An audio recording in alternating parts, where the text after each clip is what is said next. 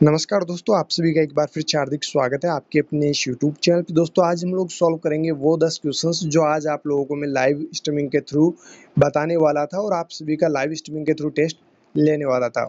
लेकिन वो proper instrument या फिर प्रॉपर रिसोर्सेज की वजह से वो नहीं हो पाया। अपन नए-नए खिलाड़ी हैं, पहली बार जो है लाइव स्ट्रीमिंग स्टार्ट की थी, बट वो प्रॉपर ना तो समझ आई और ना ही वो आप लोगों के कमेंट्स वगैरह जो है वो देखने को नहीं मिले। तो इस वजह से मतलब प्रॉपर जो है तरीके से जैसे लाइव स्ट्रीमिंग होनी चाहिए थी वैसे नहीं हो पाई। इस वजह से वापस उसको जो है डिसकनेक्ट कर दिया था। और अभी वो 10 क्वेश्चंस जो आज आपको मैं बताने वाला था या मैं आपका लाइव टेस्ट लेने वाला था, वो अभी हम सॉल्व करेंगे। ऐसा नहीं है कि आज के 10 क्वेश्चंस जो है आज लाइव स्ट्रीमिंग नहीं हो पाई तो ये 10 क्वेश्चंस का लॉस आप लोगों का हो जाए, बिल्कुल नहीं होने देंगे, क्योंकि एग्ज़ाम आपके नज़दीक है और हम भी यही चाहते हैं कि ज़्यादा से ज़्यादा आपको क्वेश्चंस मिले। ये यूपीएससी पैटर्न के क्वेश्चंस है, ऐसे क्वेश्चंस आपको एग्ज़ाम में ज़रूर देखने को मिलेंगे, बिल्कुल। चलिए, तो आज के इस सेशन को हम स्टार्ट करते हैं। स्टार्ट करने से पहले मैं छोटी-सी इन्फॉर्मेशन और दे देता हूँ। एक जो मेथड है टेस्ट का वो और ट्राई किया है। अगर उसमें जो क्वेश्चंस की लेंथ है उससे अगर कोई फ़र्क नहीं पड़ता है वहाँ पर, तो वो ट्राई ज़रूर करके देखेंगे। अगर वो सक्सेसफुल रहता है तो उस मेथड से हम आप लोगों का टेस्ट लेंगे। तो फिलहाल अभी तो आज के 10 क्वेश्चंस को पहले सॉल्व कर लेते हैं। वो अगर सक्सेसफुल मेथड रहता है तो देखते हैं, अदरवाइज़ डायरेक्टली जो क्वेश्चंस है वो आप लोगों को प्रोवाइड हम करवाते रहेंगे, जैसा कि आज आप लोगों को हम प्रोवाइड करवा रहे हैं। देखिए, पहला क्वेश्चन बहुत ही अच्छा क्वेश्चन है। During a physical in the perinatal clinic, the client vaginal mucosa is observed to have a purplish discoloration. What signs should the nurse document in the client's clinical record? देखिए, बहुत ही अच्छा question है कि एक pregnant woman है और वो perinatal clinic पे आई है फिजिकल एग्जामिनेशन के लिए। अब आप यहाँ पे एज ए नर्सिंग ऑफिसर इस महिला का क्या करते हैं, पीवी करते हैं। पर वेजिनल एग्जामिनेशन आप करते हैं तो आपको फाइंडिंग जो देखने को मिलेगी वो क्या मिलेगी, वेजिनल म्यूकोसा जो है वो पर्पलिश डिसकलरेशन की हो रखी है। तो ये फाइंडिंग आपको देखने को मिली, तो फाइंडिंग देखने के बाद आप क्या करेंगे, डॉक्यूमेंटेशन करेंगे।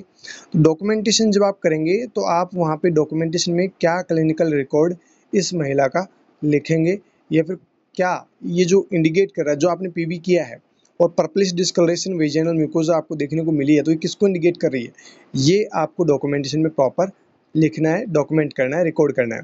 तो देखिए यहाँ पे पहला ऑप्शन है Hegar sign, next Goodell sign, next Chadwick sign, next Braxton Hicks contractions. यहाँ पे जो आपका सही जवाब होगा, और ऑलमोस्ट ने सही जवाब भी देते अगर एग्जाम होता तो चैडविक साइन के साथ में जाते ऑलमोस्ट लोग। चलिए, अच्छी बात है, कोई बात नहीं, वो तो टेस्ट कंडक्ट नहीं करवा पाई। चैडविक साइन जो है वो आपका यहाँ पे सही जवाब हो जाएगा। वेजिनल म्यूकोसा पर्पलिश डिस्कलरेशन किसको इंडिकेट करती है, चैडविक साइन को। चलिए, यहाँ पे दो साइन और है, ये भी इंपॉर्टेंट है, और ये क्वेश्चन जो है आपको लिस्ट फर्स्ट से लिस्ट सेकंड को मैच करने वाला पूछा जा सकता है। ठीक है, ऐसा नहीं है कि सर ने वन लाइनर क्वेश्चन बताया तो ये तो आएगा नहीं एग्जाम, आ सकता है। लिस्ट फर्स्ट से लिस्ट सेकंड को आपको मैच करना होगा, इधर ए बी सी डी एक तरफ 1 2 3 4 और आपको फिर मैच करना होगा। ठीक है, तो वैसा क्वेश्चन भी बन सकता है, तो ये आपको पता होगा ना, तो क्वेश्चन जो है वो कैसा भी पूछ ले आप सही कर दोगे। देखिए, हेगार साइन में क्या होता है, LUS यानी लोअर यूट्राइन सेगमेंट की सॉफ्टनिंग हो जाती है। तो आपको बताना है softening of the lower uterine segment is called Hegar sign. वहीं बात करते हैं गुडल साइन की, तो इसमें जो सॉफ्टनिंग होगी वो किसकी होगी, सर्विक्स की। तो softening of the cervix is called Goodell sign, और ये बहुत बार पूछा जा चुका है। अब यहाँ पे एक ऑप्शन और बचता है, ब्रेक्सटन हिक्स कॉन्ट्रैक्शंस। ये कॉन्ट्रैक्शंस कब आते हैं, 10 से 12 वीक, 10 से 12 वीक या फिर 4 मंथ आप बोल सकते हैं। 10 से 12 वीक या 4 महीने पे ये ब्रेक्सटन हिक्स कॉन्ट्रैक्शंस जो है वो प्रेग्नेंट महिला को फेल्ट होते हैं एब्डोमिनल वॉल के थ्रू। और ये जो कॉन्ट्रैक्शंस आते हैं वो कैसे होते हैं, इरेगुलर होते हैं, और साथ ही साथ ये पेनलेस होते हैं। इसमें किसी प्रकार का कोई पेन वगैरह नहीं होता है, इरेगुलर टाइप के ये कॉन्ट्रैक्शंस आते हैं। ठीक है, तो ये चारों पॉइंट्स जो है अच्छे से याद कर लेना। वैसे रेशनल में और दिया हुआ है, बाकी अपन ने यहाँ पे डिस्कस कर लिया, तो रेशनल को ज़्यादा देखने की जरूरत नहीं पड़ेगी। यहाँ पे देखिए ऑप्शन थर्ड जो है वो आपका सही जवाब है, and LUS lower uterine segment की सॉफ्टनिंग आपकी हेगार साइन, एंड सर्विक्स की सॉफ्टनिंग आपकी जो है गुडेल साइन कहलाती है। एंड चौथे महीने की प्रेगनेंसी में जो है ब्रैक्सटन हिक्स कॉन्ट्रैक्शंस देखने को मिलते हैं, 10 से 12 वीक का आप बोल सकते हैं। तो यहाँ पे इरेगुलर और पेनलेस ये कॉन्ट्रैक्शंस होंगे, एब्डोमिनल वॉल के थ्रू फेल्ट होंगे, और इन कॉन्ट्रैक्शंस से क्या होगा, प्लेसेंटा में ब्लड फ्लो जो है वो इंक्रीज हो जाएगा। तो ये कुछ फाइंडिंग्स जो है ब्रैक्सटन हिक्स कॉन्ट्रैक्शन में देखने को मिलती है। तो ये भी इंपॉर्टेंट सवाल बनता है क्योंकि ये पहले पूछा जा चुका है बहुत बार ब्रैक्सटन हिक्स कॉन्ट्रैक्शन के बारे में। चलिए नेक्स्ट क्वेश्चन देखिए, बहुत ही अच्छा क्वेश्चन है ये भी, और ये भी ओबीजी का ही क्वेश्चन है। देखिए क्वेश्चन में क्या पूछा गया, a client at 9 week gestation asked the nurse in the prenatal clinic if she can have her chorionic villi sampling यानी CVS done at this visit. At what week gestation should the nurse respond be best time for this test? देखिए बिल्कुल simple सा question पूछा गया है कि एक महिला आई है प्रीनेटल क्लिनिक के ऊपर, और वो महिला 9 वीक gestation पे है, यानी कि 9 सप्ताह उसको हो चुके हैं प्रेग्नेंट हुए हुए। अब उस महिला को क्या करवाना है, क्रॉनिक विलाइज सैम्पलिंग करवाना है, CVC जो है ये करवाना है। जब ये विजिट पे आती है 9 वीक पे, तो इसको CVC करवाने की ज़रूरत है, यानी कि ये बोल रही है कि सर CVC आप जो है ये टेस्ट कर दीजिए, या फिर CVC करने की आपको ज़रूरत है। वैसे ये तो क्या बोलेगी CVC क्या होता है, ठीक है, इसको तो क्या पता, लेकिन कई ट्रेंड पर्सन्स होते हैं जैसे अपने नर्सिंग के होते हैं ना, वो जाके डायरेक्टली बोलते हैं सर USG लिखना है, ठीक है, ये CVC करना है, एमनियोसेंटेसिस करना है, क्या करना है, मतलब जो नर्सिंग है या फिर मेडिकल फील्ड के हैं वो तो खैर बोल सकते हैं, बट सारे तो नहीं बोल सकते। चलिए कोई बात नहीं, 9 वीक की ये gestation की महिला है, प्रीनेटल क्लिनिक पे आई है और उसको CVC जो है टेस्ट करने की ज़रूरत है। तो यहाँ पे सिंपल सा ये पूछने चाह रहा है कि ये जो टेस्ट किया जाएगा CVC, इसका बेस्ट टाइम क्या होगा, किस वीक की gestation पर जो है CVC सैम्पलिंग जो है करके और इसका टेस्ट किया जा सकता है।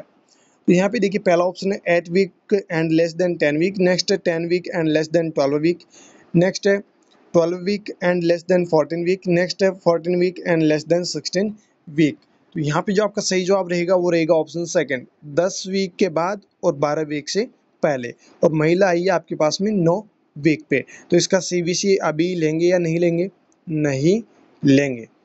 इसको ये बताना है कि 10 वीक के बाद में आपको आना है, तभी आपका CVC सैम्पलिंग जो है टेस्ट हो पाएगा, ठीक है। तो 10 वीक के बाद में और 12 वीक से पहले जो है कॉर्निक विलाइज सैम्पलिंग लेके और वो टेस्ट हम परफॉर्म कर सकते हैं। तो ये बेस्ट टाइम रहेगा CVC करने का। तो ये आपको इंस्ट्रक्ट करना है, 9 वीक पे आई है तो इसको कहना है कि आप अगले सप्ताह से अगले सप्ताह आ जाइए, आपका CVC सैम्पलिंग लेके और टेस्ट जो है वो कर दिया जाएगा, ठीक है। तो यहाँ पे ऑप्शन सेकंड आपका सही जवाब रहेगा। चलिए यहाँ पे नेक्स्ट क्वेश्चन देखिए, बहुत ही अच्छा सवाल है ये और ये पूछा जा सकता है। देखिए क्या पूछा गया, an infant is admitted to the paediatric intensive care unit यानी PICU after open heart surgery for the repair of a ventricular septal defect, place these nursing assessment in order of priority. देखिए बहुत ही अच्छा सवाल है। एक बच्चा है, infant है, जो पीडियाट्रिक इंटेंसिव केयर यूनिट यानी पीडियाट्रिक ICU के अंदर वो एडमिट है, और ओपन हार्ट सर्जरी उस बच्चे की हुई है, वेंट्रिकुलर सेप्टल डिफेक्ट को रिपेयर किया गया है। अब यहाँ पे पूछने चाह रहे हैं, एज ए नर्सिंग ऑफिसर यहाँ पे आप वर्क कर रहे हैं, तो आप इस बच्चे का जब असेसमेंट करेंगे तो प्रायोरिटी ऑर्डर क्या रहेगा, सबसे पहले आप क्या असेसमेंट करेंगे, उसके बाद क्या असेस करेंगे, तो आपको मतलब ऑर्डर में बताना है। पहला है यहाँ पे हार्ट रेट, नेक्स्ट है ऑपरेटिव साइट, नेक्स्ट है यूरिनरी आउटपुट, नेक्स्ट है रेस्पिरेटरी स्टेटस, नेक्स्ट है इंट्रावेनस कैथेटर। तो ये सारी चीज़ें वहाँ पे उस पेशेंट जो बच्चा है जिसकी सर्जरी हुई है उसको जो मॉनिटर जब आप करेंगे तो ये सारी चीज़ें आपको देखनी पड़ेगी। आपको ऑर्डर में बताना है, सबसे पहले क्या असेस करेंगे, देन उसके बाद आप क्या असेस करेंगे, इस प्रकार से आपको जो है बताना है। तो देखिए यहाँ पे सबसे पहले जो असेसमेंट आपको करना है वो करना है रेस्पिरेटरी स्टेटस, यानी कि चौथा जो ऑप्शन है वो सबसे पहले आपको as a nursing officer assess करना है, ठीक है। इसके बाद आपको हार्ट रेट जो है वो असेस करनी है। रेस्पिरेटरी स्टेटस आपने जैसे चेक किया, इसके बाद में आपको क्या करना है, हार्ट रेट चेक करनी है। देन इसके बाद में जो है IV कैथेटर जो लगा हुआ है वो आपको चेक करना है, ठीक है, यानी 4 1 5। इसके बाद आपको ऑपरेटिव साइट जो है वो चेक करनी है, और सबसे लास्ट में आपको क्या चेक करना है, यूरिनरी आउटपुट, यानी 2 एंड 3। तो देखिए 4 1 5 2 3 जिस ऑप्शन में आ रहा है वो आपका क्या है, बिल्कुल सही जवाब है। वैसे पहले ऑप्शन में ऐसा आ रहा है क्या? नहीं आ रहा, तो ये क्या है आपका? गलत है।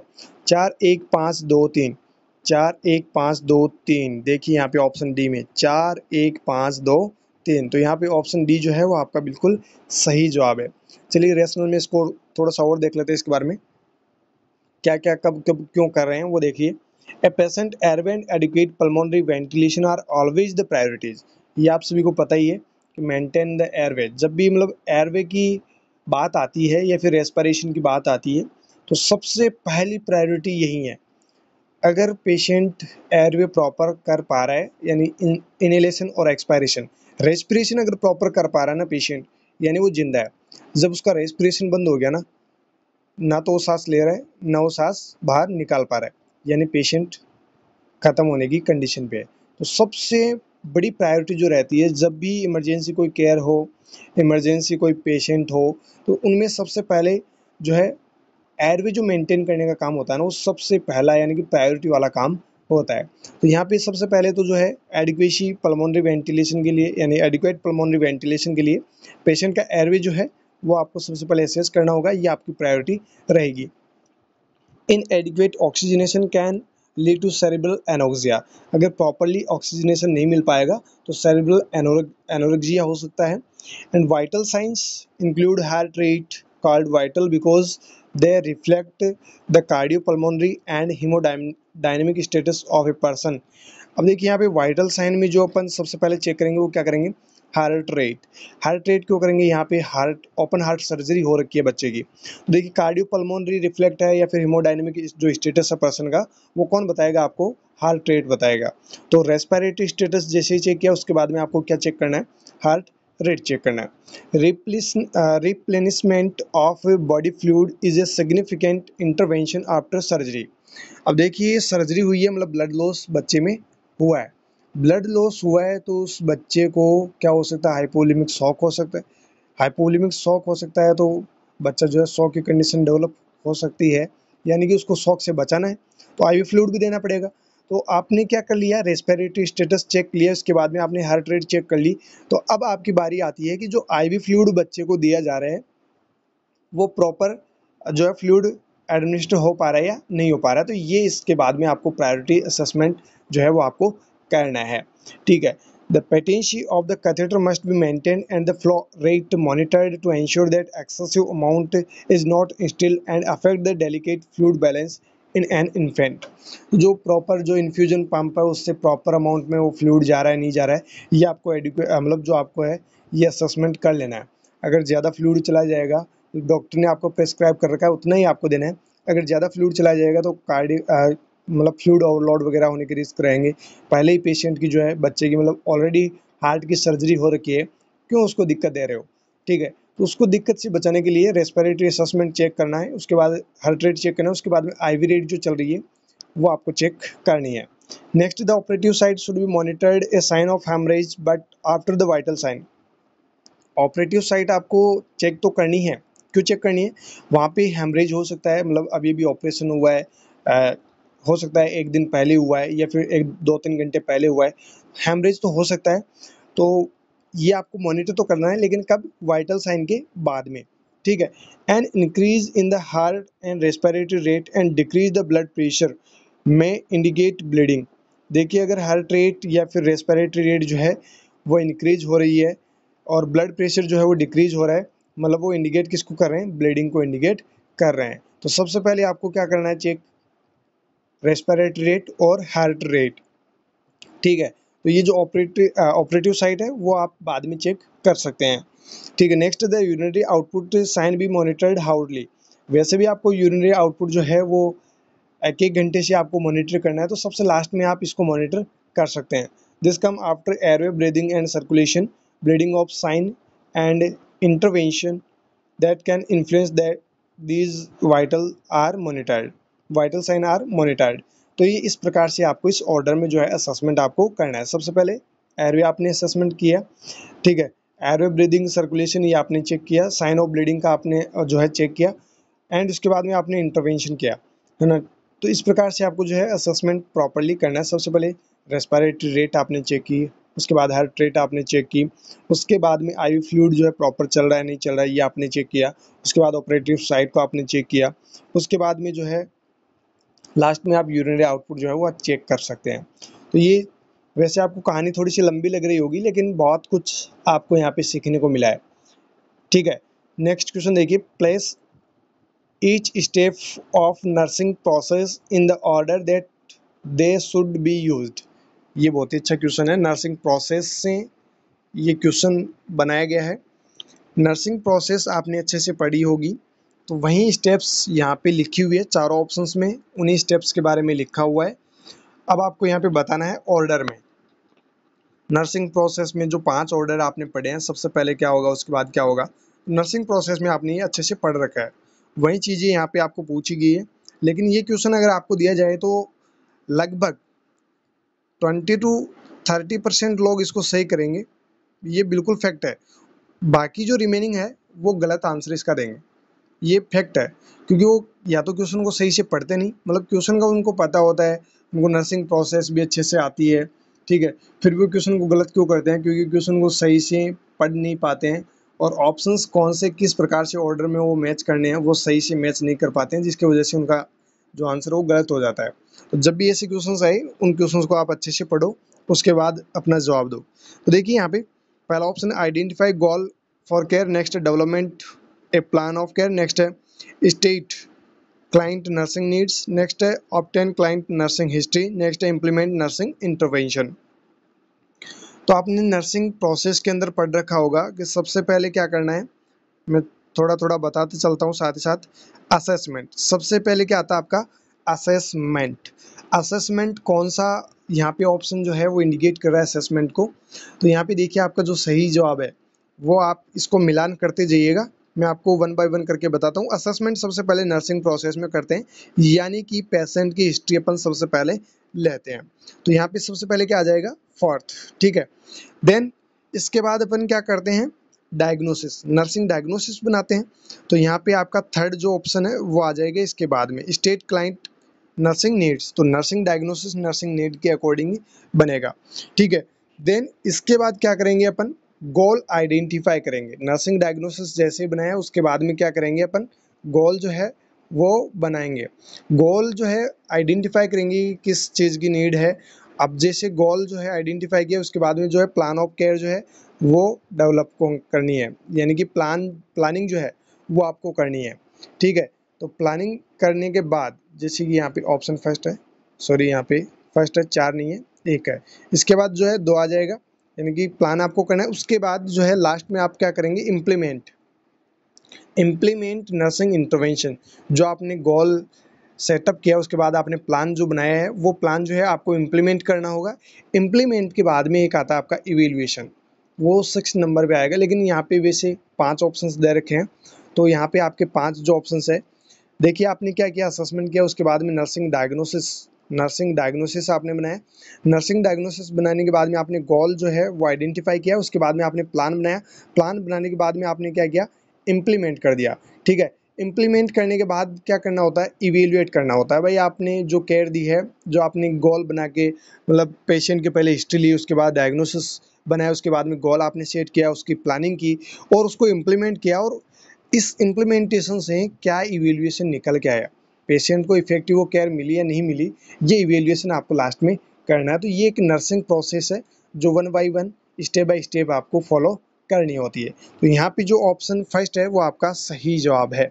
जी, एक ही ऑप्शन है जिसमें पहले ऑप्शन में क्या आ रहा है, फोर्थ नंबर आ रहा है, सबसे पहला आपका यही होगा। तो ऐसे भी क्वेश्चंस मिल जाते हैं जब आप एग्जाम देते हैं, तो एक या दो ऑप्शंस जैसे आप देखते हैं तो बाकी आपको कुछ देखने की जरूरत नहीं पड़ती है। 2 ऑप्शंस अगर सही से मैच हो पा रहे हैं, बाकी ऑप्शंस में वो नहीं है, यानी वो आपका सही जवाब है, एकदम एक्यूरेट वो सही जवाब है। तो ज़्यादा समय खराब नहीं करना है। अगर ऐसे क्वेश्चंस पूछे जाते हैं या फिर लिस्ट फर्स्ट से लिस्ट सेकंड को मैच करने वाले क्वेश्चंस पूछे जाते हैं, तो 1 से 2 ऑप्शंस सही से मैच कीजिए जो आपको आते हैं, और वो अदर ऑप्शंस में अगर नहीं मिल रहे हैं और एक ही ऑप्शन में वो मिल रहे हैं तो तुरंत उस ऑप्शन पे टिक कीजिए, यानी कि वो आप सही जवाब कर दीजिए, ज़्यादा उसको पढ़ने की ज़रूरत नहीं है। तो इस प्रकार से आप अपना टाइम भी बचा सकते हैं और क्वेश्चंस को इजीली सॉल्व भी कर सकते हैं, ज़्यादा टाइम वेस्ट किए, ठीक है। चलिए इसके बारे में वैसे रेशनल में दिया हुआ वही चीज़ें हैं जो मैंने आप लोगों को बताई दी है। कि पहले डाटा जो है वो गैदर करने, ऑब्टेन करने, उसके बाद में जो डाटाज आपने लिए हैं उसके हिसाब से जो है पेशेंट की क्या नीड है वो आपको डिसाइड करनी है। इसके बाद जो है गोल आपको क्रिएट करना है कि केयर क्या बेस्ट रहेगी, उसके बाद प्लानिंग आपको करनी है, उसके बाद में प्लानिंग करने के बाद में जो है आपको इम्प्लीमेंट करना है, इम्प्लीमेंट करने के बाद में आपको इवैल्यूएट करना है। ठीक है, चलिए नेक्स्ट क्वेश्चन देखिए। The nurse is admitting an 8 month-old infant to the hospital because bacterial meningitis is suspected. List in order to priority the nursing action that should be taken. यहाँ पर भी ऑर्डर का क्वेश्चन है। Order में मतलब जो nursing intervention आप करेंगे वो ऑर्डर में आपको मैच करना है, सबसे पहले क्या करेंगे उसके बाद क्या करेंगे, इस प्रकार से। ठीक है, यहाँ पे जो बच्चा है वो 8 महीने का है, 8 महीने का बच्चा है और उसको बैक्टीरियल मेनिंजाइटिस हो रखा है, मतलब सस्पेक्टेड है, कंफर्म नहीं कह सकते, सस्पेक्टेड बैक्टीरियल मेनिंजाइटिस का ये बच्चा है और ये हॉस्पिटल में एडमिट हो रखा है। आप यहाँ पे क्या क्या नर्सिंग इंटरवेंशन या फिर नर्सिंग जो एक्शंस आप लेंगे वो किस बेसिस पे, मतलब किस ऑर्डर में आप लेंगे। तो ये सस्पेक्टेड था तभी तो इसको एडमिट किया गया है और इसको ट्रीटमेंट भी चल रहा होगा और आप एज नर्सिंग ऑफिसर इसको ट्रीटमेंट भी दे रहे हैं। तो बताइए, चलिए पहले ऑप्शंस देखते हैं यहाँ पे। Institute respiratory isolation, next assist with lumbar puncture, next insert a circulatory access device, next administer prescribed antibiotic, next monitor for sign of nuchal rigidity. देखिए बहुत ही अच्छा क्वेश्चन है। बैक्टीरियल मेनिंजाइटिस का बच्चा है, 8 महीने का, हॉस्पिटल में एडमिट हो रखा है, तो एज ए नर्सिंग ऑफिसर यहाँ पे आप इसको केयर दे रहे हैं। सबसे पहले क्या करेंगे, उसके बाद क्या करेंगे, उसके बाद क्या करेंगे, इस प्रकार से आपको ऑर्डर में यहाँ पे इसको मैच करना है। तो ऑर्डर वाले क्वेश्चंस ऑलमोस्ट आपको समझ में आ गए होंगे किस प्रकार से जो है ऑर्डर में आपको मैच करना होता है। चलिए यहाँ पे सबसे पहले क्या करना है वो देखते हैं। सबसे पहले क्या करना है, जो बैक्टीरियल मेनिंजाइटिस का पेशेंट है, जो बच्चा है, इसको रेस्पिरेटरी आइसोलेशन करना है, ये इम्पोर्टेंट है। सबसे पहली जो प्रायोरिटी रहेगी नर्सिंग इंटरवेंशन की वो क्या रहेगी, इस बच्चे को रेस्पिरेटरी आइसोलेशन में रखना है। जिस भी इंस्टीट्यूट में एडमिट है रेस्पिरेटरी आइसोलेशन बेहद ज़रूरी है। ठीक है, देन इसके बाद आप क्या करेंगे, जो सर्कुलेटरी एक्सेस डिवाइस है वो इंसर्ट करनी है। आईवी फ्लूइड वगैरह है अगर देने की जो डॉक्टर ने प्रेस्क्राइब कर रखा है तो ये आपको इसके बाद में करना है, मतलब सर्कुलेटरी जो एक्सेस डिवाइस है वो इंसर्ट आपको करनी है। तो इसको मैच करते जाइए, 1 उसके बाद 3। ठीक है, 2 ऑप्शंस आपके पास में हैं, 1 और 3 के 2 ऑप्शंस आपके पास में हैं। अब ऐसे कंडीशन में थोड़ी सी समस्या आ जाती है, जैसे कि मैंने आपको टाइम मैनेजमेंट यानी टाइम बचाने का एक थोड़ा सा छोटा सा तरीका बताया, वैसे यहाँ पे ऐसे में दिक्कत आ जाती है।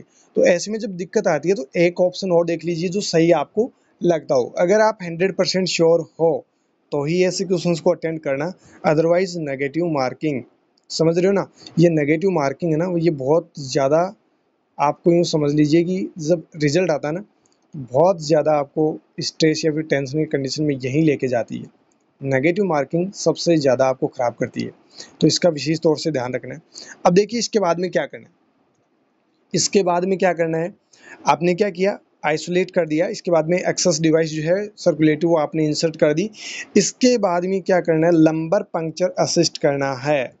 क्या करना है, लंबर पंक्चर असिस्ट करना है, यानी ऑप्शन बी में यहाँ पे बिल्कुल सही से मैच हो पा रहा है। लंबर पंक्चर असिस्ट करने के बाद में क्या करना होगा, जो एंटीबायोटिक प्रेस्क्राइब की है पेशेंट को वो क्या करनी है, आपको एडमिनिस्टर करनी है।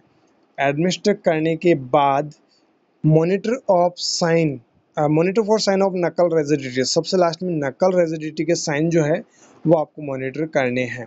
तो इस प्रकार से आपको ऑर्डर में इसको मैच करना है। चलिए इसको रेशनल में देखते हैं और बेटर तरीके से आपको समझ में आ जाएगा। Bacterial meningitis is transmitted through respiratory droplets, respiratory droplet से ट्रांसमिट होने वाली डिजीज कंडीशन है, इसीलिए इस पेशेंट को रेस्पिरेटरी आइसोलेशन में रखा गया है। तो ये आपका सबसे पहला और प्रायोरिटी एक्शन यही रहेगा कि रेस्पिरेटरी आइसोलेशन में पेशेंट को रखा जाए। तो first ensure that the all who come in contact with the child are appropriately gown gloved and masked. जब भी इस बच्चे से इसके पेरेंट्स भी है और इसके जो भी रिलेटिव्स है वो मिलने के लिए आएंगे तो उनको जो है कॉन्टैक्ट प्रिकॉशंस जो है वो यूज़ करने के लिए कहना है, या फिर गाउन ग्लाउज और जो मास्क है वो पहना के ही भेजना है। अगर वो बच्चे से मिलना चाहते हैं तो ये प्रिकॉशंस आपको फॉलो करना होगा। देन इसके बाद में सर्कुलेटरी एक्सेस डिवाइस जो है वो आपको लगानी है। ये क्या करेगी, administer prescribed fluid and medications, जो मेडिकेशन बताया गया डॉक्टर ने प्रेस्क्राइब किया है, तभी तो आप जो आईवी लाइन है वो आप लगा रहे हैं, इंसर्ट कर रहे हैं। तो ये फ्लूइड और मेडिकेशंस को देने के लिए ये एक्सेस डिवाइस जो है, सर्कुलेटरी एक्सेस डिवाइस, वो इंसर्ट आपको करनी है। And also provide a circulatory access in case of emergency, और वैसे भी सर्कुलेटरी एक्सेस जो है बच्चे के लगानी ही है, क्योंकि हो सकता है इमरजेंसी केस ये डेवलप कब हो जाए, और इमरजेंसी सिचुएशन में आपके क्या काम आएगी, जो आपने आईवी कैनुला या फिर आईवी एक्सेस जो डिवाइस आपने लगाई है वो आपके काम आएगी इमरजेंसी के अंदर, ठीक है।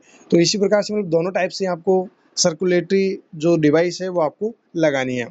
The next priorities obtain to sample of cerebral spinal fluid, इसके बाद में जो एक्शन रहेगा वो क्या रहेगा, सीएसएफ का सैंपल आपको ऑब्टेन करना है। This will help to determine the etiology of viral or bacterial and the appropriate pharmacological therapy can be prescribed by the healthcare provider। CSF का सैंपल लेंगे, इसके बाद इसकी लेबोरेटरी जांच होगी, लेबोरेटरी जांच में पता चलेगा कि बच्चे को वायरल मेनिंजाइटिस है या फिर बैक्टीरियल मेनिंजाइटिस है। उसी हिसाब से जो है फार्माकोलॉजिकल ट्रीटमेंट डॉक्टर साहब जो है वो प्रेस्क्राइब करेंगे, जो भी हेल्थ केयर प्रोवाइडर है वो उसी के अकॉर्डिंग जो है फार्माकोलॉजिकल थेरेपी एडमिनिस्टर करेंगे, ठीक है। Once the CSF sample is obtained and the diagnosis is confirmed, the healthcare provider can prescribe the antibiotic that will most likely be appropriate for the causative microorganism। Sample आपने collect किया, sample को लेने के बाद में confirm हो चुका है कि बैक्टीरियल है या फिर वायरल है, ठीक है, ये डायग्नोसिस कंफर्म हो चुका है, तो हेल्थ केयर जो प्रोवाइडर है वो एंटीबायोटिक थेरेपी जो है वो प्रेस्क्राइब करेंगे। तो आपको क्या करना है, इसके बाद में एंटीबायोटिक थेरेपी जो है वो आपको देनी है। देखिए, the antibiotic can not be administered before it prescribed, बिना प्रेस्क्रिप्शन के एंटीबायोटिक आपको नहीं देनी है। डॉक्टर ने कंफर्म कर लिया है, डॉक्टर को पता चल चुका है कि इस जो बच्चा है या फिर जो एडमिट हो रखा है बच्चा मेनिंजाइटिस का, इसको क्या दिक्कत है, वायरल वाली है या फिर बैक्टीरियल वाली है। तो ये कंफर्म होने के बाद में डॉक्टर जो है वो एंटीबायोटिक प्रेस्क्राइब करेगा, उसके बाद ही आपको देनी है। नक्कल रेजिडिटी यानी कि neck stiffness occurs as a disease progress and it is not a initial sign of meningitis। नक्कल रेजिडिटी आप साइन एंड सिम्टम के अंदर जरूर पढ़ते हैं, मेनिंजाइटिस के साइन एंड सिम्टम में। इसमें होता क्या है, नेक जो है वो स्टिफनेस हो जाती है। नक्कल रेजिडिटी में क्या होता है, नेक स्टिफनेस हो जाती है, ये डेवलप होती है, लेकिन ये कब जो साइन है ये कब देखने को मिलता है, जब डिजीज की प्रोग्रेस होती है। जैसे जैसे डिजीज की प्रोग्रेस होती जाएगी वैसे वैसे उसके बाद में जो है नक्कल रेजिडिटी यानी लास्ट में आपको देखने को मिलेगी। तो ये कोई इनिशियल साइन नहीं है मेनिंजाइटिस का, ये कोई इनिशियल साइन नहीं है। अगर यहाँ पे इनिशियल साइन आपको मेनिंजाइटिस का दिया जाता तो सबसे पहले आपको जो है आइसोलेशन के बाद में वो साइन जो है मॉनिटर करना होता, लेकिन यहाँ पे साइन आपको मॉनिटर करने की ज़रूरत नहीं है। जो आपको नक्कल रेजिडिटी, स्टिफनेस, नेक स्टिफनेस जो साइन दिया गया है ये लेटर साइन है, यानी लास्ट में देखने को मिलेगा, इसलिए ये आपको वहाँ पे पहले देखना नहीं है। तो इस प्रकार से आपको ऑर्डर में मैच करना है। उम्मीद करूंगा ये अच्छे से आपको समझ में आ गया होगा। तो ऐसे जो क्वेश्चंस है इनमें बहुत सारी चीज़ें आपको सीखने को मिल रही है। देखिए, बैक्टीरियल मेनिंजाइटिस हुआ तो इसमें जो है आपको रेस्पिरेटरी आइसोलेशन बच्चे को करने की ज़रूरत है, ये आपको सीखने को मिला। बैक्टीरियल मेनिंजाइटिस जो है वो रेस्पिरेटरी ड्रॉपलेट्स के थ्रू ट्रांसमिट होने वाली डिजीज कंडीशन है, तो ये भी आपको सीखने को मिलेगा। एंड जब पीपीई इसमें यूज़ करते हैं तो कौन कौन से यूज़ करते हैं, गाउन पहना है, ग्लव्स पहना है, मास्क जो है वो यूज़ करना है, तो ये भी आपको सीखने को मिले आज, ठीक है। एंड इसके बारे में तो आप जानते ही हैं, लंबर पंक्चर के बारे में, चलिए कोई बात नहीं। लेकिन कुछ कुछ जो इंपॉर्टेंट चीज़ें हैं, जैसे नकल रेजिडिटी है, नकल रेजिडिटी का मतलब नेक स्टिफनेस है, और ये लेटर साइन है, इनिशियल साइन नहीं है, ये लेटर साइन है, देखने को तो मिलेगा लेकिन ये लास्ट में देखने को मिलेगा। तो ये बहुत कुछ आपको जो है ऐसे क्वेश्चन में सीखने को मिलता है। चलिए नेक्स्ट क्वेश्चन देखिए। A client with schizophrenia is exhibiting delusion, hallucinations, minimal self-care, and hyperactive behavior. Which of these observations would the nurse document as a negative symptom of schizophrenia? देखिए, schizophrenia का patient है जिसमें कुछ sign and symptoms देखने को मिल रहे हैं, कैसे, delusion, hallucination, minimal self care, hyper active behaviour. बताइए, यहाँ पे ये पूछना चाह रहा है कि इनमें से नर्स जो है कौन सा सिम्टम है जो नेगेटिव सिम्टम है जिसको डॉक्यूमेंट करेगी इस स्किज़ोफ्रेनिया के पेशेंट में। पहला ऑप्शन है minimal self care, next delusion, next hallucination, next inappropriate affect. तो ये सारी चीज़ें आपको यहाँ पे बता रखी है, ये साइन एंड सिम्टम्स देखने को मिलते हैं स्किज़ोफ्रेनिया के अंदर। आपको यहाँ पे नेगेटिव सिम्टम पूछा गया है, तो यहाँ पे आपका सही जवाब हो जाएगा मिनिमल सेल्फ केयर। देखिए, मैं इसके बारे में थोड़ा सा और बता देता हूँ डिटेल में। क्योंकि यहाँ से इंपॉर्टेंट सवाल बनता है और बहुत बार ये पहले पूछा भी जा चुका है। मिनिमल सेल्फ केयर जो है वो तो आपका एक नेगेटिव सिम्टम हो ही जाएगा, ठीक है। अब यहाँ पे नेगेटिव सिम्टम जब भी आपको पूछे, नेगेटिव सिम्टम जब भी आपको पूछे तो जितने भी ए यानी ए वाले जो भी साइन एंड सिम्टम्स आपको दिए जाते हैं वो सारे के सारे नेगेटिव सिम्टम के अंदर जाएंगे। जैसे एग्जांपल की मैं बात करूं, फ्लैट अफेक्ट, इसमें ए से क्या आ रहा है, अफेक्ट, ठीक है। एक जैसे आप अफेती पढ़ा होगा, एनहेडोनिया आपने पढ़ा होगा, एवोल्यूशन आपने पढ़ा होगा, एलोजिया आपने पढ़ा होगा, एम्बिवेलेंस आपने पढ़ा होगा।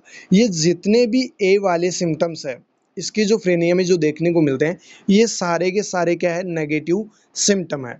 इन ए के अलावा 3 सिम्टम्स और आपको नज़र आते हैं जो नेगेटिव, 3 से 4 मान लीजिए, यानी 3-4 सिम्टम्स जो अदर आपको नेगेटिव सिम्टम्स में नज़र आएंगे, वो है एक तो मिनिमल सेल्फ केयर, क्या, एक तो मिनिमल सेल्फ केयर। इसके अलावा इनइफेक्टिव सोशल स्किल हो सकता है या फिर सोशल विड्रोलिंग आप बोल सकते हैं, ठीक है। साथ ही साथ आइसोलेशन जो है ये भी नेगेटिव सिम्टम के अंतर्गत ही आता है। कंक्रीट थिंकिंग रहती हो या फिर आइसोलेट रहता हो पेशेंट, तो ये भी क्या है, नेगेटिव सिम्टम है। तो ये तो कुछ 2-3 अलग से सिम्टम्स है जो ए के अलावा है। ए से आप समझ गए होंगे, अफेक्ट, एनाडोनिया, एपैथी, एवोल्यूशन, एलोजिया, एम्बिवेलेंस, ये सारे के सारे नेगेटिव सिम्टम्स है, ठीक है। वहीं बात करते हैं पॉजिटिव सिम्टम की, तो यहाँ पे 3 ऑप्शंस तो दिए हुए हैं, डिल्यूजन, हेलुसिनेशन, इनएप्रोप्रिएट अफेक्ट, ये 3 सिम्टम्स तो हैं ही। साथ ही साथ बिजारे बिहेवियर हो सकता है, डिसऑर्गेनाइज्ड स्पीच पैटर्न रहेगा, मोटर बिहेवियर जो है वो भी एबनॉर्मल रहेगा। तो इस प्रकार के कुछ पॉजिटिव सिम्टम्स जो है स्किज़ोफ्रेनिया के पेशेंट्स में देखने को मिलेंगे, ठीक है। तो चलिए यहाँ पे रेशनल में आप देख लीजिए, मैंने आपको बता दिया है बहुत कुछ जो आपको जानना था, बाकी आप यहाँ पे और देख लीजिए।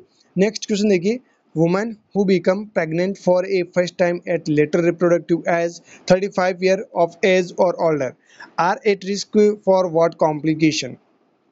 देखिए, प्रेग्नेंट महिला है जो पहली बार प्रेग्नेंट हुई है, और प्रेग्नेंट भी कब हुई है, ओल्डर एज के अंदर, लेटर रिप्रोडक्टिव एज के अंदर। एज देखिए 35 साल या इससे ज़्यादा की वो हो चुकी है। अब यहाँ पे सिंपल से ये पूछना चाह रहा है कि ये जो महिला है जो प्रेग्नेंट हुई है 35 साल से अबव की जो महिला है, इसमें क्या क्या कॉम्प्लिकेशंस के रिस्क रहेंगे। तो ये एक चीज़ तो है, एचआरपी के अंतर्गत आएगी। इसकी एज जो है वो 35 ईयर से अबव है, यानी ये एचआरपी है। हाई रिस्क प्रेगनेंसी है, तो हाई रिस्क प्रेगनेंसी है तो इसको रिस्क तो होंगे होंगे। जो कॉम्प्लिकेशंस क्या क्या देखने को मिल सकते हैं वो आपको यहाँ पे बताने हैं। तो देखिए, पहला ऑप्शन यहाँ पे प्री टर्म लेबर, नेक्स्ट है multiple gestation, next development of seizures, next chromosomal anomalies, next bleeding in first trimester. तो देखिए, यहाँ पे कुछ जो आपको कॉम्प्लिकेशंस दे रखे हैं, इनमें से आपको बताने हैं कौन कौन से कॉम्प्लिकेशंस इसमें देखने को मिल सकते हैं। यहाँ पे आपका जो सही जवाब रहेगा वो देखते हैं। पहला जो है, प्री टर्म लेबर होने के बहुत ज़्यादा रिस्क जो है वो रहेंगे। मल्टीपल गेस्टेशन जो है वो हो सकता है, तो ये भी जो है रिस्क रहेंगे, ठीक है। क्रोमोसोमल एनोमलीज जो है ये भी रिस्क रहेंगे। ब्लीडिंग जो है फर्स्ट टाइमेस्टर में, ये भी रिस्क रहेंगे। क्रोमोसोमल एनोमलीज हो सकती है तो लॉस ऑफ प्रेगनेंसी यानी अबॉर्शन भी हो सकता है। ब्लीडिंग फर्स्ट टाइमेस्टर में हो सकती है, ठीक है। प्री टर्म लेबर हो सकता है, मल्टीपल गेस्टेशन हो सकता है। तो ये कुछ जो कॉम्प्लिकेशंस है हाई रिस्क प्रेगनेंसी के, यानी इस महिला में जो देखने को मिलेंगे वो आपको देखने को मिलेंगे 1, 2, 4 और 5 में जो दर्शाए गए हैं, ये सारे के सारे कॉम्प्लिकेशंस देखने को मिलेंगे। यानी ऑप्शन सी आपका यहाँ पे क्या है, एकदम करेक्ट जवाब है। चलिए, रेशनल में वैसा कुछ लिखा हुआ नहीं है क्योंकि सारी चीज़ें यहाँ पे बता दी गई है, तो इसमें कुछ ऐसा ज़्यादा कुछ रेशनल में जाने की जरूरत नहीं है। नेक्स्ट क्वेश्चन देखिए, which landmark should be the nurse use to correctly measure a client prior to nasogastric tube insertion. बिल्कुल सिंपल सा क्वेश्चन है कि जब एनजी ट्यूब इंसर्शन करते हैं, एनजी ट्यूब जब इंसर्शन करते हैं तो इससे पहले करेक्ट मेजरमेंट ज़रूरी है।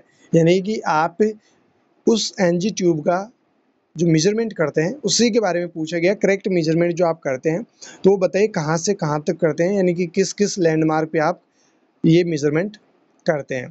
पहला option tip of nose, next external nose, next mandibular joint, next tip of earlobe, next xiphoid process. दो ऑप्शंस तो ऐसे हैं जिनका कोई लेना देना नहीं है एनजी ट्यूब मेजरमेंट से, और वो है आपके option third and option second, ठीक है। इनका तो कोई लेना देना नहीं है। और ये आपने मैंने आपको पहले भी बताया था, इसको याद करने का तरीका कि जो एनजीट्यू मेजरमेंट करते हैं वो नेक्स्ट मेथड से आप इसको याद रख सकते हैं। नेक्स्ट यानी कि nose to earlobe, earlobe to xiphi, xiphisternum या फिर जिफॉइड प्रोसेस। तो यहाँ पे 1, 4 और 5 जिस ऑप्शन में है वही आपका करेक्ट जवाब है। तो ये इस प्रकार से क्वेश्चन बन सकता है।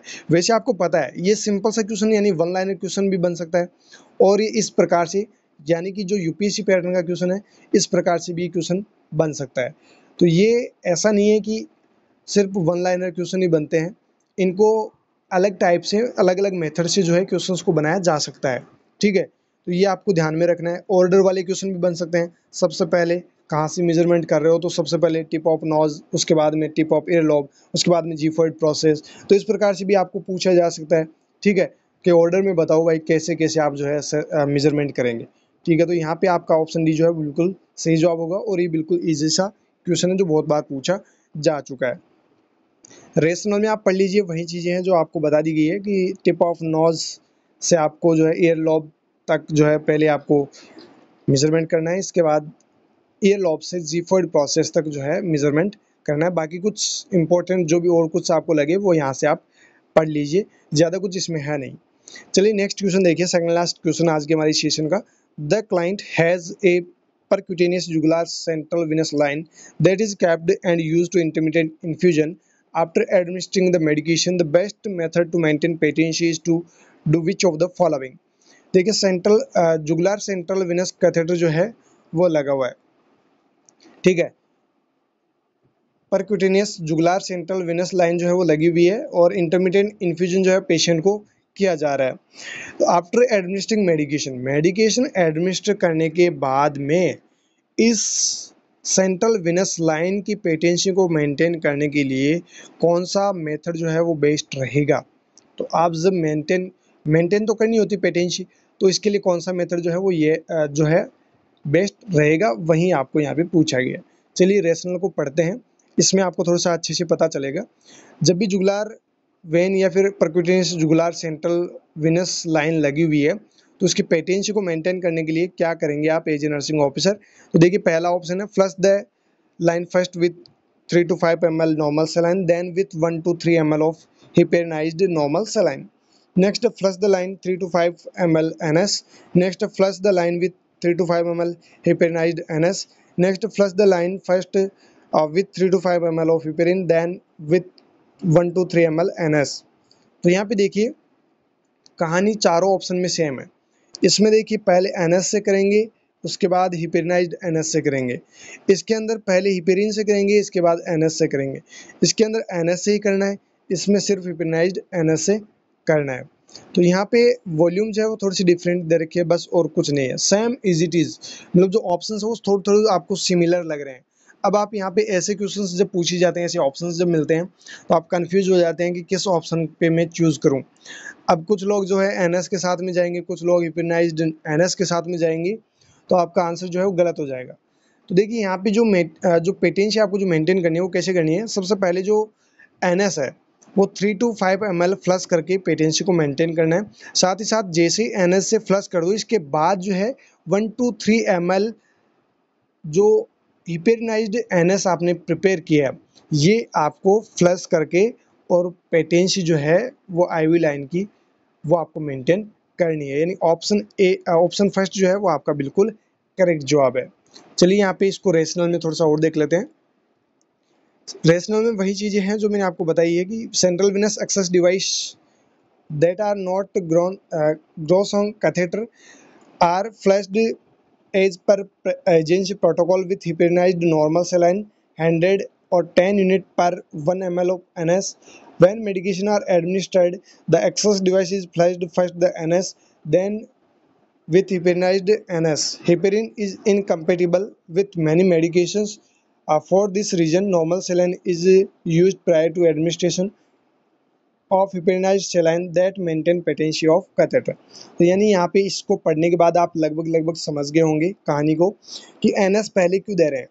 क्योंकि आपने क्या किया है कि इस लाइन के थ्रू जो सेंट्रल लाइन आपने यूज़ की है, इसके थ्रू आपने मेडिकेशन दी है, और हिपेरिन आप अगर पहले फ्लश करते हैं तो हिपेरिन का जो इफेक्ट है वो क्या हो सकता है, इनकम्पेटिबल हो सकता है, यानी कि वो अल्टर्ड हो सकता है। जो काम हिपेरिन जाके करना चाहिए वो ना करके इसका कोई अलग जो रिएक्शन है वो डेवलप हो सकता है। तो इसलिए सबसे पहले क्या करना होता है, एनएस से जो है इसको फ्लश करना है, इसके बाद में हिपेरिनाइज्ड एनएस से जो है इसको फ्लश करना है, जिससे आप कैथेटर की जो है पेटेंसी को मेंटेन रख सकते हैं। यही जो आपको इम्पोर्टेंट जो रेशनल में बताया गया है वो इम्पोर्टेंट ये है, वैसे तो क्वेश्चन ही कि पहले एनएस से फ्लश करना है, उसके बाद में जो हिपेरिनाइज्ड एनएस है उससे फ्लश करना है। तो यहाँ पे ऑप्शन फर्स्ट जो है वो आपका बिल्कुल सही जवाब है।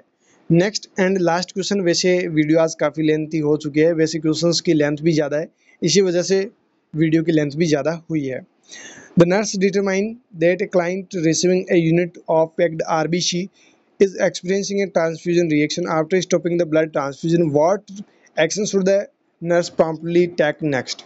बहुत ही अच्छा सवाल है कि एक पेशेंट है जिसको PRBC जो है वो एडमिनिस्टर किया जा रहा है। जब एडमिनिस्टर किया जाता है उसके बाद में उस पेशेंट को ट्रांसफ्यूजन रिएक्शन डेवलप हुई है। ट्रांसफ्यूजन रिएक्शन डेवलप होने के बाद सबसे पहला जो आपका एक्शन वो क्या है कि ब्लड ट्रांसफ्यूजन को स्टॉप करना है। वो काम आपने क्या कर लिया है यहाँ पे as a nursing officer perform कर लिया है। तो स्टॉप द ब्लड ट्रांसफ्यूजन ये आपने काम कर दिया, तो इसके बाद में आप क्या करेंगे ये यहाँ पे पूछा गया है। पहला ऑप्शन देखिए, the health care provider should be notified. Next है obtain a WBC count. Next है run NS to keep when open read। next infuse the NS bolus। next obtain vital sign every 5 minute. तो देखिए यहाँ पे options को पढ़ने के बाद में दो ऑप्शंस तो ऐसे लग रहे हैं जो आपको यहाँ पे काम करने ही नहीं है। कौन सा? एक तो WBC काउंट यहाँ पे ऑब्टेन करने की ज़रूरत नहीं है, एक NS जो है बोलस फॉर्म में इन्फ्यूज़ करने की ज़रूरत नहीं है, सिर्फ NS आपको एडमिनिस्टर करना है और वो सिर्फ और सिर्फ फ्लश करने के लिए, मतलब जो आपने ट्यूब लगा रखी है जिससे आप PRBC एडमिनिस्टर कर रहे हैं उसकी पेटेंसी भी मेंटेन रहे, साथ ही साथ जो ट्रांसफ्यूजन रिएक्शन हुई है जो ब्लड है वो ब्लड कम्प्लीटली जाके उसके बाद में NS जो है वेन को जो मतलब वेन है उसकी प्रॉपर पेटेंसी को बनाए रखे। तो यहाँ पे हेल्थ केयर प्रोवाइडर को आपको क्या करना है, नोटिफाई करना है, यानी कि ऑप्शन फर्स्ट तो आपका सही है ही, स्टॉप ट्रांसफ्यूजन के बाद में डॉक्टर साहब को बताना है एंड NS जो है वो फ्लश करना है, इससे रन करवाना है ताकि वेन जो है वो ओपन रह सके, साथ ही साथ प्रत्येक 5 मिनट से वाइटल साइंस जो है वो ऑब्टेन करते रहना है। तो 1, 3 और 5 ये यहाँ पे आपका एक्शन रहेगा ब्लड ट्रांसफ्यूजन स्टॉप करने के बाद में। तो यहाँ पे 1, 3, 5 ऑप्शन डी जो है वो आपका बिल्कुल करेक्ट जवाब है। चलिए इसको रेशनल में जान लेते हैं, वैसे वही बातें हैं जो हमने अभी अभी डिस्कस की है। Health care provider should be notified but the nurse is stop the transfusion immediately and keep the IV line open with NS। देखिए सबसे पहला काम तो क्या होगा, स्टॉप करना, वो आपने कर दिया। इसके बाद में NS से फ्लश करना है, IV लाइन को ओपन रखना है, तो ये काम आपको उसके बाद में करना है। जस्ट इसके बाद में तीसरा काम आप कर सकते हैं हेल्थ केयर प्रोवाइडर को इन्फॉर्म करने वाला, ठीक है। The client should closely monitor and not left alone. Patient को क्लोजली मॉनिटर करते रहना है, ऐसा नहीं है कि पेशेंट को इन्फ्यूजन मतलब ट्रांसफ्यूजन रिएक्शन हुई है, आपने स्टॉप कर दिया ब्लड ट्रांसफ्यूजन और आप चले गए डॉक्टर साहब को बताने के लिए, ऐसा नहीं करना, पेशेंट को अकेला नहीं छोड़ना है, ठीक है, ऑब्जर्व करते रहना है। The nurse is to stop the blood transfusion immediately and keep the IV line open with NS। The client will need to be monitored closely. Vital signs should be obtained frequently every 5 minutes and the client should not be left alone। A wide WBC count। And ये मतलब दो options तो जो है वो आपके गलत है, इनको तो पढ़ने की जरूरत नहीं है। जो आपको यहाँ पे पूरी चीज़ें सीखनी है वो ये है कि सबसे पहले क्या करना है, स्टॉप करना है, इसके बाद में इमीडिएटली जो है IV लाइन को ओपन करना है। IV लाइन को जो है NS से ओपन करने के बाद में जो है पेशेंट को क्लोजली मॉनिटर करते रहना है, अकेला नहीं छोड़ना है पेशेंट को, डॉक्टर साहब को इन्फॉर्म भी करना है, वाइटल साइन जो है प्रत्येक 5 मिनट से लेना है। तो ये काम जो है आपको एज ए नर्सिंग ऑफिसर यहाँ पे करना है। तो ये थे आज के हमारे सेशन के 10 very very very important very important question है, ये अच्छे से याद कर ही लेना, यहाँ से एक आध क्वेश्चन पढ़ सकता है आपके एग्जाम के अंदर, ठीक है। तो ये थे आज के हमारी सेशन के 10 क्वेश्चंस। देखते हैं कल किस मेथड से आप लोगों का टेस्ट लिया जाता है। अगर टेस्ट की संभावना होगी तो आप लोगों को इन्फॉर्म किया जाएगा और टेस्ट की लिंक भी देंगे, अदरवाइज जो है नहीं तो डायरेक्टली डेली के आपको क्वेश्चन सॉल्व करवाते रहेंगे। फिर मिलते हैं नेक्स्ट सेशन के अंदर, तब तक के लिए आप हमारे साथ बने रहिएगा। Thank you so very much.